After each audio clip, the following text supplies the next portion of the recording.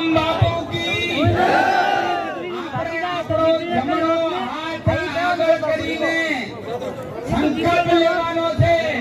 હું બોલો અને તમારે દોહરાવવાનું છે. હું બોલું છું, બોલો અમો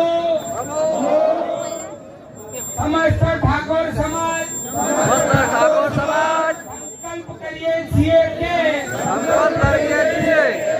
સામાજિક બંધારણ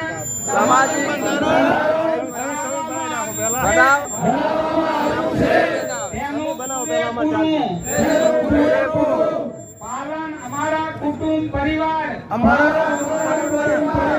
અને ગામમાં કરીશ અને કરાવીશું.